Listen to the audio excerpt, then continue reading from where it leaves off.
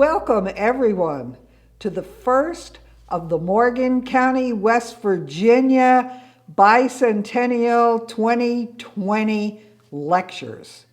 And what we're going to be doing in this series, which will continue through the year, is exploring the economic history of Morgan County, as well as a few other things like the Civil War and our namesake Daniel Morgan.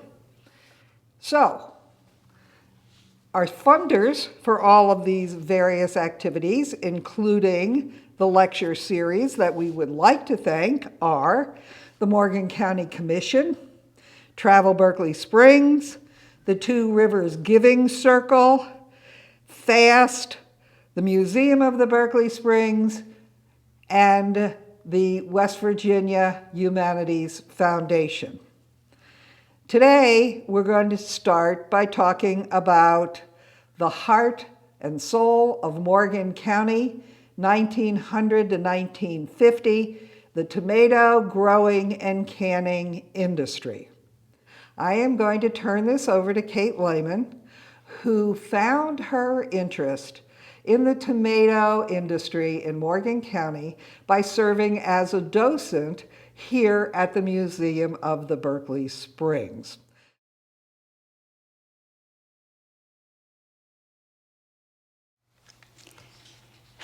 In 1820, Morgan County, Virginia was created by an act of the General Assembly from parts of Berkeley and Hampshire counties.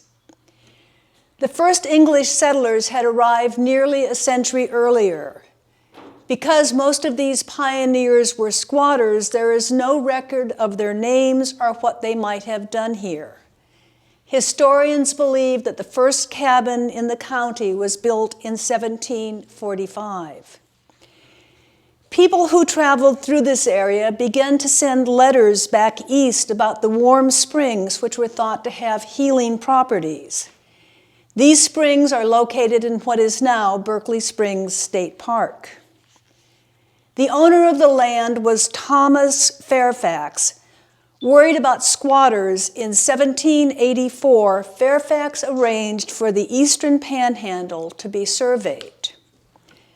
16-year-old George Washington was part of the crew. Over the next several years, Washington would later return to this area with his half-brother Lawrence, who was ill and hoped that the warm springs might restore his health. Eventually, Lord Fairfax built a summer home and established a private bath, making the area a popular destination for Virginia's elite.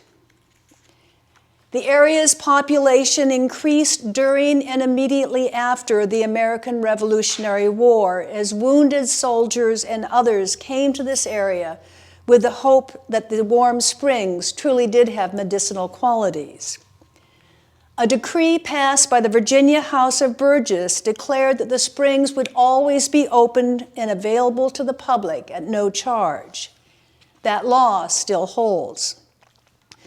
While Virginia's elite only visited, over time, people looking for a new life beyond the East Coast came here and stayed. Railroads and canneries were the primary 19th century industries. In the late 1880s, Henry Harrison Hunter mined and processed sand just north of town. A small plant was built and sand mining replaced the tanneries as the major source of employment for local workers. Farming in Morgan County was more or less subsistence activity until the late 1800s when J.T. Knight established the first tomato canning factory in Sleepy Creek Village. The hilly shale and clay soil that has proved and proves challenging to farmers was the perfect soil for growing tomatoes. By 1937, half of all of the tomatoes grown in West Virginia came from Morgan County. More and more canning factories began to spring up. The December 9, 1909 edition of the Morgan Messenger had a list of the factories. Over the next several years, more than 50 different canneries were established in the county. Some of the bigger canneries operated out of more than one location. There were several large canneries right in the town of Bath. For example, the Rockwell factory was located on Pendle Hill, a few blocks east of the center of town. Around this time, a report submitted to the State Board of Trade noted that Morgan County tomato canneries employed about 500 persons. Each cannery processed the product of 150 acres, producing an average of 150 bushels at 30 cents a bushel. The report concluded that, and I quote, the farms would get a total of $121,500 for tomatoes delivered to the canner, and the canner would get a total of $459,000 for the canned crop. Most of the canners were members of the upper middle class by Morgan County standards. Many were established community leaders, some of whom drifted into local politics. Candidates shaking hands and soliciting votes frequently visited the canning factories, which were in operation in the fall of the year, just before the elections. The economic impact of the tomato canneries on the lives of workers was significant. Tomatoes were the single source of cash flow in many farm families. Many of the canners paid for the tomato seedlings planted by the farmers, subtracting the initial cost from the final check paid out at the end of the season. For some, the money earned at the tomato canneries made a difference between being very poor and moderately poor. For other families, the wages earned added to an already comfortable standard of living, allowing the purchase of a few luxuries, such as a quarter reward for every A on a teenager's report card. The impact of the canning factories was broad. Many a romance began in the canning factories ended in marriage. The opening and closing dates for the county schools were determined by when the tomatoes were planted and when the last of the crop was canned. When there were delays in planting tomatoes or canning them, it was understood that the older children would be excused from school until the work was done.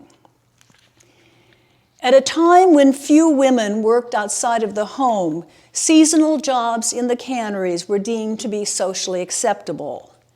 Many children also worked in the canneries. When the canneries first opened, child labor was perfectly legal. In 1938, the Fair Labor Standards Act was passed, which prohibited, and I quote, oppressive child labor in industries engaged in interstate business. Many a person who grew up in Morgan County can tell stories about working in the canneries and hiding when officials dropped by for inspections. The local canneries were in competition for the farmers' tomatoes and for workers. Some peelers worked at more than one factory. The canning was done as the tomatoes came in and thus did not operate every day. Schedules were established so that some peelers could work at another factory. When a canner had an unusual delivery of tomatoes, they often operated late into the night. There are reports that the peelers would take turns leading and singing in order to keep people awake and working in tempo. While the work was always seasonal, some employees stayed on beyond the 2-month period when tomatoes were harvested and canned. For example, before machines were introduced, the labels were affixed to cans by hand. During the canning season, labels were attached only for advance sales. Each canner had a brand name label, but in some instances, purchasers furnished their own labels. Some canners refused to participate in this arrangement because they were proud of their product and brand. Many people still collect labels from the various canneries. Every canner had a token or check with an identifying mark on it, which was given to peelers for each bucket full of tomatoes. Some of the canners were storekeepers and honored their own tokens as tender for merchandise. Many stores in the county or town would accept these tokens in trade, which constituted a sort of credit system because most were not purchased for redemption until the close of the canning season, and some not until the product had been sold. When the canners were ready to pay, the redemption date was published in the newspaper. By 1938, there were hints that the tomato canning industry in Morgan County was beginning to decline. Between 1938 and 1941, grand tomato and health festivals were held in an effort to increase interest in the growing of tomatoes and to promote the industry. The daughters of local growers served on the court of an imported celebrity queen. Thousands and thousands of people from far and wide attended these festivals. Ultimately, too many factors converged and the industry slowly declined to its death. An article published in the 1958 Morgan Messenger neatly sums up the various factors ultimately leading to the demise of the tomato canning industry in this area. We read, "One day recently when Leslie Alaba was in this office for purpose of announcing his candidacy for a member of the Board of Education, the conversation turned naturally to farming.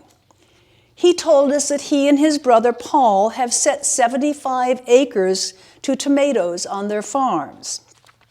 The plants, 180,000 of them, were purchased from southern growers. 2 varieties, Stoke Cross No. 4 and Rutgers, were planted, the planting being done by machine, setting 2 rows at once. Local help for picking will be supplemented by transient workers, principally from Florida. The imported workers will be supplied with a camp shed in which to live, but will furnish their own food and do their own cooking." To recap, by 1958, tomato blight hit local farmers hard in the years after World War II. Most of the tomatoes were purchased from growers outside of the county. The workforce had also been reduced. Significant numbers of young people who had served in the armed forces decided not to return to the area where they had grown up, which eventually led to the abandonment of many small farms. Many women who had joined the workforce full-time during the war decided they liked bringing home a paycheck all year long. A reduced labor force required installing expensive new equipment to do what had been done by hand. The health department also required the installation of expensive machines to ensure the purity of what was canned. A few of the larger factories kept on for several years, but these found a diminishing supply of tomatoes available to can. Some extended their production by canning peaches, applesauce, apple cider, and green beans. In an undated essay published in the Morgan Messenger, Linda Swain Buzzard writes, "Onions make me cry, but I never thought tomatoes would." She goes on to tell of visiting the Tomato Festival exhibit at the Museum of the Berkeley Springs with her mother. Mary Swain recalled being a child in the canning factory, a girl so small I climb on a tomato crate to reach the tables, to reach the big buckets of scalded tomatoes at Duckwall's factory. I am peeling the red-hot globs, slipping off the thin skins alongside speedy peelers and packers, Grace Lintz, Neva Woods, Dorothy and Violet Duckwall, Edith Spriggs, as well as some Havermales, Swains, and Michaels. The morning is long, it is hot, but lunch from my dinner pail and pay await. The sand mine is still an economic force in Morgan County, although not the same way it has been in the past. So too, tourists still come to this area. But tomatoes are no longer king. What was known as the heart and soul of ordinary folk in Morgan County is no longer beating. I believe that it is important for us to learn of this time and to hear the stories and to remember the experiences of those who worked in the canneries. Thank you for the opportunity to share a part of the history of our county. In closing, I'd like to thank the people who helped make this presentation happen. Cannery workers Ike Bohr, Norman Dean, and Jim Michael shared their experiences working in the fields and the canneries. Gene Dick showed me around their property where the Rockwell Cannery had been located. The foundation of that cannery can still be seen. Rebecca McLeod did her usual magic in perfecting my more slipshod PowerPoint presentation. The Morgan County Historical Society presented me with most, if not all, of the material I used to put together this presentation. The Morgan County, West Virginia Bicentennial 2020 has provided an opportunity to make this information more widely known, not only in Morgan County, but through live streaming around the world. Over the years, the Morgan Messenger has been a principal component in saving and publishing information about the tomato canning factory. Many of the pictures featured in the PowerPoint presentation were provided by Jeannie Mosier. As Jeannie mentioned, the Museum of the Berkeley Springs was the source of my initial interest in this topic, and they have continued to have a wonderful display on the tomato cannery.